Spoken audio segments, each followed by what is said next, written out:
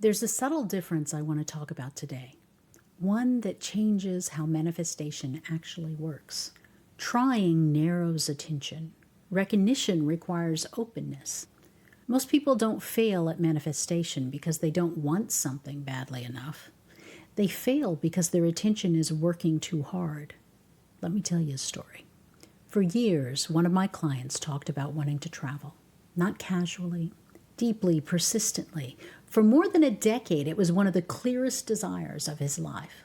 And every time it came up, it was followed by the same conclusion. It wasn't realistic. He couldn't afford it. It would be irresponsible. Travel belonged to some other version of him, not the one sitting in front of me. When we started working together, his attention was tightly organized around scarcity. He lived carefully, frugally, like a perpetually struggling student long after that season had passed. This wasn't avoidance, it was vigilance. The world he was scanning for opportunities was a world defined by what wouldn't work. Over time, something subtle changed. He didn't suddenly decide to travel. He didn't make a bold declaration. He didn't leap. What changed was how his attention was organized. He stopped bracing quite so hard. He stopped preemptively ruling things out. And not long after that, at a social event, someone casually mentioned they were looking for a writer for a travel guide. They needed people who could move, observe, write clearly, and adapt. The job paid. The travel was covered. It wasn't framed as an opportunity. It didn't arrive with fanfare. It was just information, offered sideways in conversation.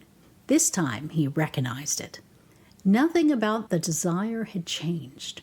What changed was his ability to see what was already arriving. When people say that manifestation doesn't work for them, what I usually see isn't a lack of desire. It's attention that has become very busy. Trying reorganizes attention around control. It scans for risk, feasibility, justification.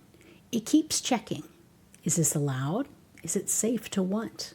Will this fail? For sensitive people especially, this doesn't feel like fear. It feels like responsibility. But the effect is the same. Attention narrows. It isn't avoiding possibility. It's fixated on limitation. And because attention is finite, whatever falls outside that narrowed field becomes invisible. Opportunities don't stop arriving. They just don't register. Sensitive systems are particularly affected by this. Sensitivity isn't the problem. Overbraced attention is. Sensitive people notice subtle mismatches quickly. Tone, timing, coherence. Under pressure, that sensitivity gets recruited into vigilance. It can look like discernment. But when attention is locked onto what can't work, it loses access to what might. That's what was happening with my client. His attention wasn't lazy. It was thorough. It just didn't have enough range. Once that grip was loosened, not through effort but through steadier conditions, recognition became possible. This is the piece that often gets missed. Manifestation isn't about believing harder or wanting more clearly. It's about whether attention is organized in a way that allows recognition to occur. Desire points attention in a direction. Attention, when uncompressed, notices what's already moving in that direction. Action follows naturally, without strain.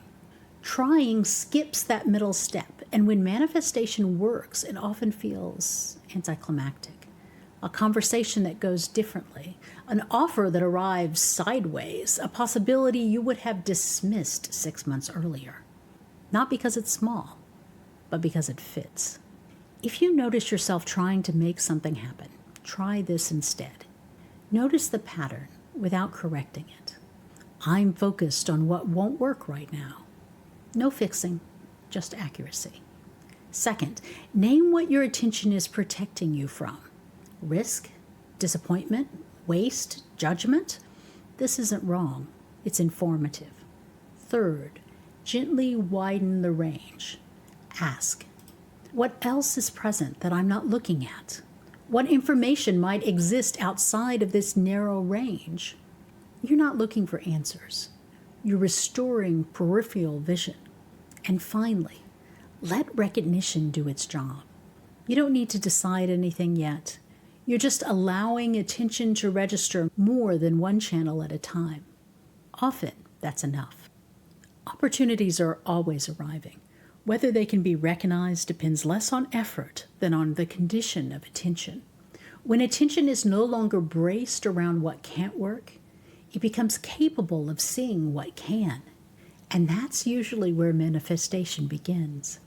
If you want to explore the most common places attention gets bottlenecked for sensitive systems, I've shared a short guide linked below.